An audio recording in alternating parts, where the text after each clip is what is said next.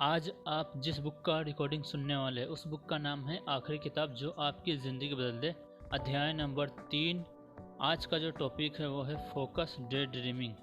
आज मैं आपको एक सच बताता हूँ कि मुझे आप सभी के लिए किताब लिखते हुए बहुत ही अच्छा लग रहा है, क्योंकि इसके पीछे मेरा भी स्वार्थ है। जो भी चीज़ें मैं आपके साथ शेयर करता हूँ ये मुझे वो सारी चीज़ें याद दिला रही है जो मैंने कभी सीखी थी। मेरे मन में सबसे पहले पॉजिटिव थॉट आते हैं और मैं वो आपके साथ शेयर करता हूँ और वो पॉजिटिविटी आप तक ट्रांसफ़र होती है। मैं ये सभी चीज़ें बहुत एंजॉय कर रहा हूँ और आशा करता हूँ कि आप भी कर रहे होंगे। इस अध्याय में मैं आपको डे ड्रीमिंग के बारे में बताऊँगा। आप जो भी थोड़ा सा सोच में पड़ गए होंगे कि आप इमेजिनेशन कीजिए कि आप एक बड़े से सेमिनार में गए हैं जहाँ ढेर सारे लोग इकट्ठा हुए हैं और आप उनसे कहते हैं कि चलिए मैं डे ड्रीमिंग करते हैं, यानी कि दिन में सपने देखते हैं या खुली आंखों से सपने देखते हैं।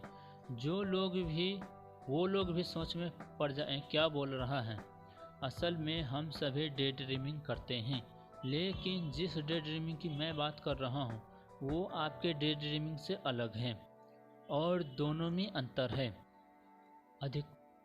अधिकतर हमारा माइंड जो है वो अलग अलग दिशाओं में घूमता रहता है और इसमें एक साथ कई सारी चीज़ें चलती रहती है, लेकिन मैं यहाँ फोकस डे ड्रीमिंग की बात कर रहा हूँ।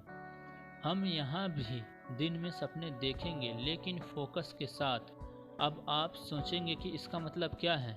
मैं तो आपको बता दूं कि दुनिया में जितने भी इन्वेंशन हुए हैं वो डे ड्रीमिंग की वजह से ही हुए हैं। आपने इसाक न्यूयॉर्क के बारे में सुना ही होगा। एक बार वो एक पेड़ के नीचे बैठे थे और उनके सर के ऊपर एक सेब गिरा और उन्होंने ग्रेविटी की खोज कर ली। इसके पहले लोगों को ग्रेविटी के बारे में कुछ भी पता नहीं थी। ऐसे ही महान scientist Albert Einstein theory of relativity की खोज की। जिस थॉट या जिस थिंकिंग के साथ हम एक्सपेरिमेंट कर रहे हैं उसके साथ वो डेली एक्सपेरिमेंट किया करते थे। मैं ये नहीं कह रहा हूँ कि हम सब भी उन्हीं की तरह जीनियस हैं, लेकिन उनको फॉलो करके हम लोगों के पास उनके थोड़े गुण तो आ ही सकते हैं, अंदर ला ही सकते हैं। थॉमस अल्वा एडिसन एक महान साइंटिस्ट जिसकी वजह से दुनिया में रोशनी हुई है, वो भी डे ड्रीमिंग किया करते थे। कई सारे इन्वेंट्स डे ड्रीमिंग की वजह से ही हुए हैं। तो अब आप बताइए कि अगर आप डे ड्रीमिंग कैसे करें। अच्छा, एक बात बताइए कि जब आप नहाते हैं तो क्या आपके दिमाग में कोई आइडिया या कोई विचार आता है, या फिर कहीं जाते वक्त या कुछ करते वक्त अचानक से कुछ सूझा है आपको कभी? जो बिल्कुल आपके साथ ऐसा हुआ है। लगभग सभी लोगों के साथ ऐसा होता है कि कुछ करते करते अचानक से दिमाग में आइडिया आ जाता है, लेकिन यहाँ पर डे ड्रीमिंग करते हुए या कुछ काम करते हुए कुछ आइडिया लाना है, उसका एक प्रोसेस है। लेकिन उस प्रोसेस के बारे में बताने से पहले मैं आपको माइंडफुलनेस के बारे में बताऊंगा। तो यहाँ मैं आपको ये बताना चाहता हूँ कि आपके माइंड के लिए दो चीज़ें ज़रूरी हैं, एक तो मोटिवेशन और दूसरा है माइंडफुलनेस। और यहाँ हम माइंडफुलनेस के बारे में पढ़ेंगे और मोटिवेशन के मेडिटेशन के बारे में आगे सीखेंगे। तो अभी हम बात करेंगे माइंडफुलनेस की, जो एक कला है जिसकी वजह से हम प्रोजेक्ट में कोई भी चीज़ें उसको महसूस कर सकते हैं। आप जैसे भी हैं वैसे ही चीज़ों को फील कर रहे हैं और अपने पांचों सेंसेस यानी कि इंद्रियों के बिना किसी जजमेंट के प्रेजेंट मोमेंट जो भी महसूस कर रहे हैं उसे ही माइंडफुलनेस कहते हैं। अपने आसपास की चीज़ों को आप देखें और जब आप उन्हें एक आर्टिस्ट की तरह देखेंगे तो वह अलग तरीके से ही दिखेगी। जब आप अपने आसपास की म्यूजिक सुन रहे हैं तो आप उसे म्यूजिशियन की तरह सुने। जब आपको एक खुशबू आ रही है तो उसे परफ्यूमिस्ट की तरह फील करें। कोई चीज़ टेस्ट करें तो सेफ की तरह टेस्ट करें। आप किसी भी समय कुछ भी कर रहे हो तो अपने सेंसेस के सिग्नल ले रहे हैं। उन 5 सेंसेस के जरिए दिमाग जो सिग्नल जा रहा है उन्हें हम सिग्नल कहते हैं। और मैं यह चाहता हूँ कि जब वो जाए तो वो पावरफुल जाए और बिना किसी जजमेंट के जाए। आप अभी जिस भी जगह पर हैं, जिस मोमेंट में हैं, उसे फील करें। ऐसा करें जैसे कि आपके माइंड की कैपेसिटी बढ़ जाएगी। ऐसा करने से आप पुरानी चीज़ें भूल चुके हैं और आप सिर्फ प्रेजेंट मोमेंट में ही जी रहे हैं। यकीन मानिए, ऐसा करने से आप एकदम अलग ही महसूस करेंगे और यही आपने डिस्कवर की अपनी माइंडफुलनेस और शुरुआत की डे ड्रीमिंग की है। आपका माइंड आपके सेंसेस के जरिए जो भी सिग्नल रिसीव करता है वो बहुत ही स्ट्रॉन्ग और पावरफुल होना चाहिए। आप अपने पास जिस चीज़ों को अपने फील करना शुरू किया, इसके लिए आपको सिर्फ 290 सेकंड लगेंगे। आप अपने ऐसा करना शुरू कर दिया तो आप देखेंगे कि आपका माइंड एक दूसरे तरह से सोच रहा है और आपको पता है कि जब आप सिर्फ प्रेजेंट में जीते हैं तो आप अपने दुख और तकलीफ़ों से दूर रहते हैं। अच्छा, तो अब आप एक दूसरी बात बताओ कि क्या आपने कभी अपने माइंड को स्ट्रक्चर को आइडेंटिफाई किया है? मैं आपको बताता हूँ। अगर आप किसी बर्फ़ के टुकड़ों को या ग्लेशियर को पानी में तैरते देखा होंगे तो आपको दिखेगा कि ऊपर वो छोटा सा दिखता है, लेकिन पानी के अंदर वो बहुत बड़ा होता है। हमारा माइंड भी ऐसा ही काम करता है और इसके 2 पार्ट हैं, एक कॉन्शियस और दूसरा सब कॉन्शियस। हमारा माइंड भी उसी बर्फ़ के टुकड़े जैसा है। जो ऊपर दिखता है वो कॉन्शियस माइंड है और नीचे वाला सब कॉन्शियस माइंड या अनकॉन्शियस जो कि बहुत बड़ा है। आपके माइंड की कैपेसिटी बहुत ज़्यादा है और जब आप माइंडफुलनेस के प्रोसेस से निकल रहे होंगे तो आप अपने माइंड को डायरेक्शन दें और उस बारे में सीक्वेंस में सोचें। और जब हमारा माइंड, कॉन्शियस माइंड बहुत कुछ कर सकता है तो गूगल के पास हो सकता है कि गूगल के पास आपके सभी सवालों का जवाब न हो, लेकिन आपके माइंड के पास, आपके दिमाग के पास आपके हर सवाल का जवाब हो। तो आप डे ड्रीमिंग पर फोकस करना शुरू कर दें। आपके माइंड जो आप एक गोल दो और फिर उसे गोल को पूरा करने की तलाश में भटकने दो। अपने माइंड को शायद कुछ लोगों ने मोर्जट के बारे में सुना ही होगा। वो एक ऑस्ट्रेलियन म्यूजिशियन थे। उन्होंने एक बार अपने पिताजी को एक खत लिखा था जिसमें उन्होंने लिखा था कि उसके दिमाग में सभी अच्छे आइडिया तभी आते हैं जब वो रात को सोने से पहले सभी बातों को छोड़कर अपने बारे में सोचते हैं, यानी कि सिर्फ अपने साथ होते हैं। यही समय होता है जब वो सबसे अच्छा सोच सकते हैं। आज भी मोजार्ट को लेवल कोई मैच नहीं कर सकता। आप जब भी किसी चीज़ के बारे में सोचते हैं तो सभी दूसरे विचार अपने से दूर कर दे, खासकर नकारात्मक विचार यानी कि नेगेटिव थॉट। और अगर आप नेगेटिव सोच रहे हैं तो कट फैक्टर का इस्तेमाल करें और रोकिए और उसको पॉजिटिव में बदल दीजिए।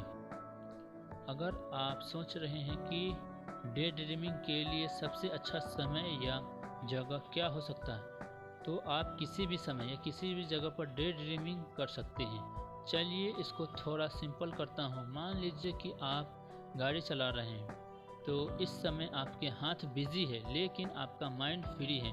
आप अपनी कार सबकॉन्शियस माइंड से ड्राइव कर रहे हैं और सभी काम अपने आप हो रही है। अपने आप ब्रेक लग रही है और क्लच भी अपने आप काम कर रही है।